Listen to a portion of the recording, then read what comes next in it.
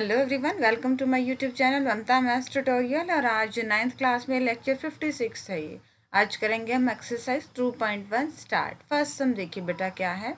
Which of the following expressions are polynomial in one variable and which are not. अब आपको कुछ एक expressions दे रखे हैं, आपने बताने हैं कि ये एक चर में बहुपद है या नहीं है। ठीक है, तो हम दो चीज़ें देखेंगे। एक तो वेरिएबल, चर एक ही है। वेरिएबल मतलब जिसकी वैल्यू चेंज होती रहे। जो टर्म्स लिखे होते हैं ना, x y a b z, ये देख रहे हैं, ये आपके पास एक ही होना चाहिए। ठीक है, और दूसरी चीज़, जितनी भी पावर हैं, जितनी भी घातें हैं, सारी क्या होनी चाहिए, कंप्लीट होनी चाहिए। कोई भी माइनस में नहीं होनी चाहिए, बटे में नहीं होनी चाहिए। ठीक है, अगर ये दोनों चीज़ें जिसमें हैं वो आपके पास क्या आ जाएगा, पोलिनोमियल आ जाएगा। वन वेरिएबल में बहुपद आ जाएगा एक चर में। फर्स्ट पार्ट देखिए, फर्स्ट पार्ट में क्या है, 4x² माइनस 3x प्लस 7। अब यहाँ पे देखो वेरिएबल चर एक ही है, x है। ठीक है, तो ये पॉलिनोमियल, ये वन वेरिएबल तो हमारे पास मिल गया। अब पॉलिनोमियल को चेक कर लें। पॉलिनोमियल को चेक करने के लिए हम क्या देख रहे हैं, पावर्स। ठीक है, यहाँ पे घात क्या है, 2 है, कंप्लीट घात है। यहाँ पे घात क्या है, 1 है, ये भी कंप्लीट है। यहाँ पे घात क्या है, x की घात 0 है, एक तरह से इसकी वैल्यू क्या होती है, 1 होती है, ये लिख नहीं रखा है। ठीक है, तो ये भी आपके पास क्या है, पूरी संख्या है, यानी कि प्लस के है, सारे कंप्लीट नंबर है, होल नंबर है। तो अब आपके पास ये क्या हो गया, ये आपके पास बन गया पॉलिनोमियल, बहुपद बन गया। ठीक है, चर एक है तो हाँ, ये एक वेरिएबल में एक चर में पॉलिनोमियल है, बहुपद है। सेकेंड पार्ट देखिए इसका। सेकेंड पार्ट, y की 2 प्लस √2। हम जो घात देख रहे हैं वो हमारे वेरिएबल की घात होनी चाहिए, चर की घात होनी चाहिए। ऐसे नहीं है कोई सिंपल संख्या की भी घात हो, नहीं। जो x है, y है, z है, t a b c, जो भी आपको ये वेरिएबल्स चर दे रखे हैं, इनकी पावर्स देखनी है आपने, कंप्लीट है या नहीं है, होल नंबर पूर्ण संख्या है या नहीं है।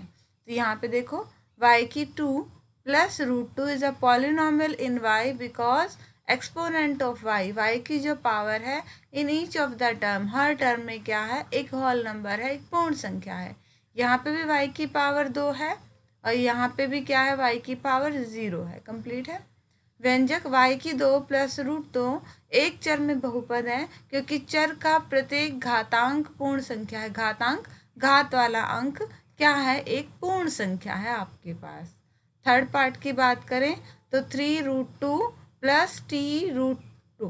अब यहाँ पे देखो, क्या यहाँ पे वेरिएबल चर तो एक ही है, ठीक है, t है, बट पावर की बात करें तो फर्स्ट टर्म में, इस टर्म में t की घात क्या है, यहाँ पे 1/2 है, 1/2 है, कंप्लीट नहीं है, पूरी नहीं है। तो ये आपके पास क्या आ जाएगा, बहुपद नहीं है, पॉलिनोमियल नहीं है। ठीक है, this is not a polynomial in t because exponent of t, यानी कि t की जो पावर है इन फर्स्ट टर्म में होल नंबर नहीं है, वो तो क्या है, 1/2 है, क्योंकि पहले पद में जो घातांक है, घात का अंक है, पूर्ण संख्या नहीं है। ठीक है, तो इसलिए ये आपका क्या हो गया, पॉलिनोमियल नहीं है, बहुपद नहीं है।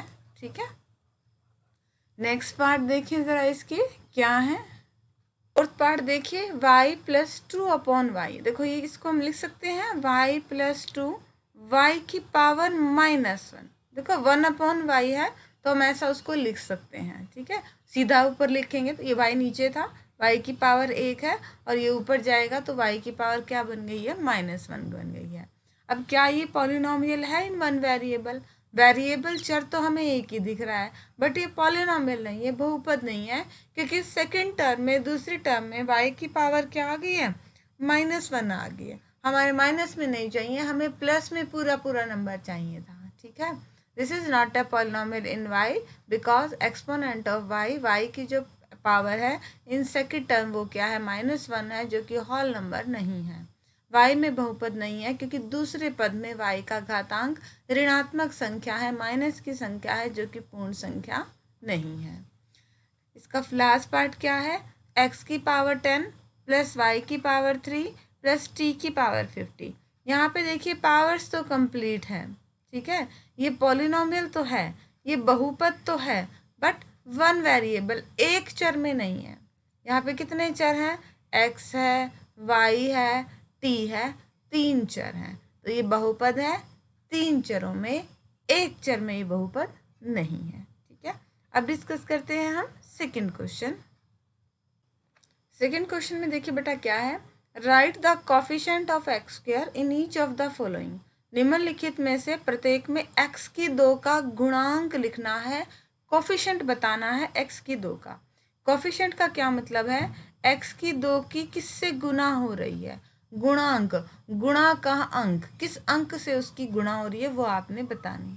ठीक है, फर्स्ट में देखिए ज़रा, 2 + x स्क्वायर + x, यहाँ पे x की 2 दिख रहा है, इसकी किससे गुना हो रही है? साथ में कुछ नहीं है, मतलब एक तो है, एक से तो गुना हो रही है, तो इसका कोफिशिएंट क्या आ गया है? 1। Next part, 2 - x square + x की 3, यहाँ x की 2 की किससे गुणांक हो रही है? माइनस का, साथ में कुछ नहीं है, कुछ नहीं है मतलब एक तो है ही, माइनस के एक से गुना हो रही है, तो ये आपके पास क्या आ जाएगा? x स्क्वायर का कोफिशिएंट -1 आ जाएगा। अब डिस्कस करते हैं सेकंड क्वेश्चन के ही आगे के पार्ट।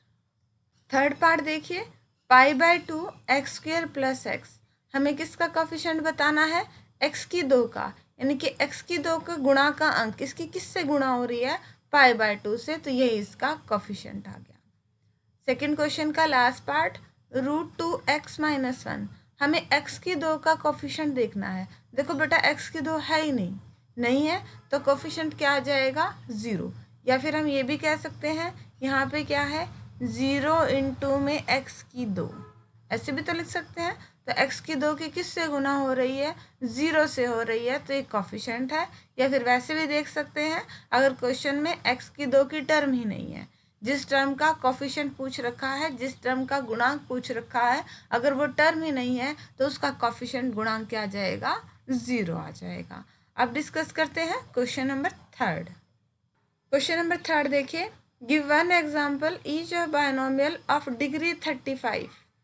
एक तो आपने बायनोमियल हो डिग्री 35 की, 35 की घात का एक द्विपद हो, और एक मोनोमियल हो डिग्री 100 का, 100 घात का एक पदी हो।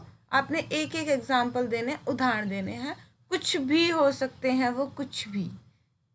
ध्यान क्या रखना है?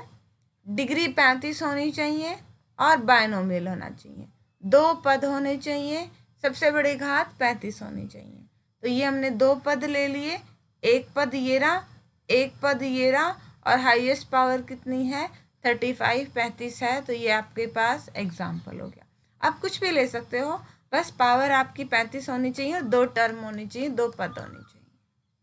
नेक्स्ट क्या है? मोनोमियल है, एक ही पद होना चाहिए और उसकी घात कितनी होनी चाहिए? 100।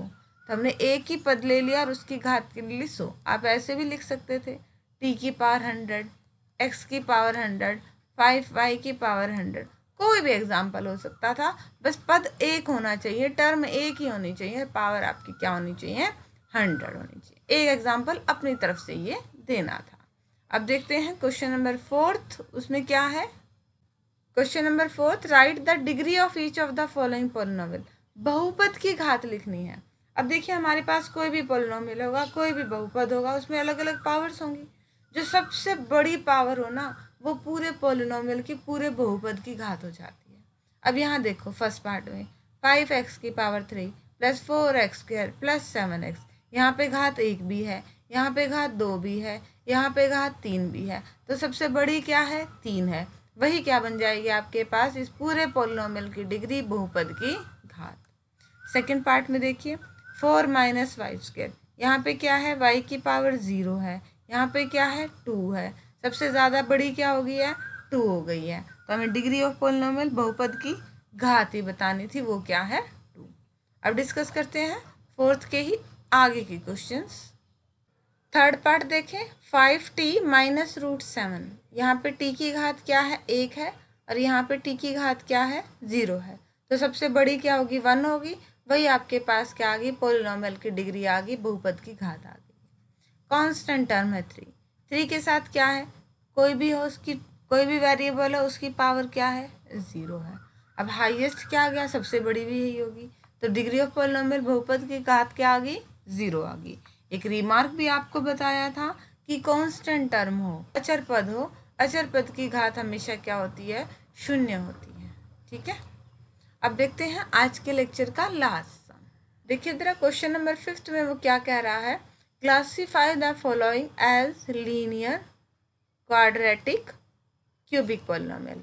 बहुपद है, आपने बताना है रैखिक कौन सा है, द्विघाती कौन सा है, त्रिघाती कौन सा है। तो हमने क्या देखनी है, पावर देखनी है पॉलिनोमियल की। अभी हमने पावर देखी पॉलिनोमियल के 4th क्वेश्चन में। अगर पावर 1 है तो वो पॉलिनोमियल क्या हो जाएगा, लीनियर, रैखिक हो जाएगा।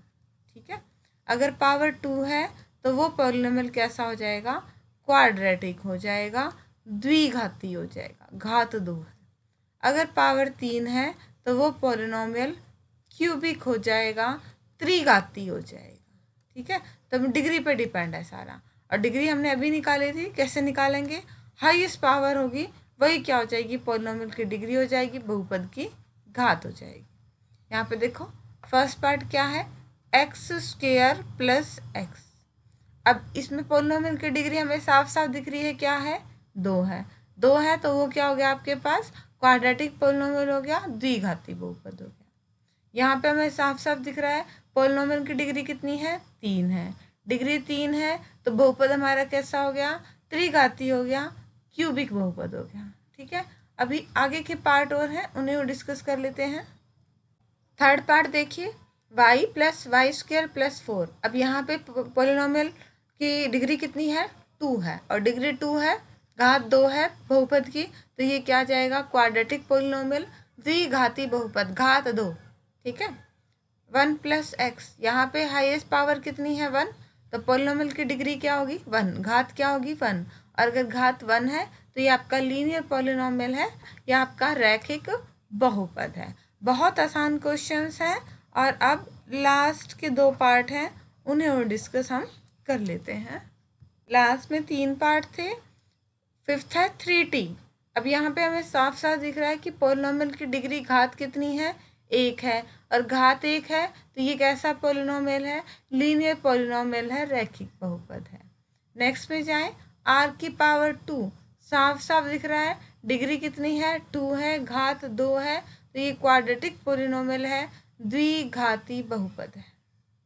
और लास्ट क्या है, 7x⁴, यहाँ पे साफ साफ दिख रहा है कि डिग्री कितनी है, 3 है, और डिग्री 3 है तो ये कैसा पॉलिनोमियल है, क्यूबिक पॉलिनोमियल है, त्रिघाती बहुपद है, त्रिघाती बहुपद, क्योंकि घात कितनी है इसकी, हाईएस्ट 3 है।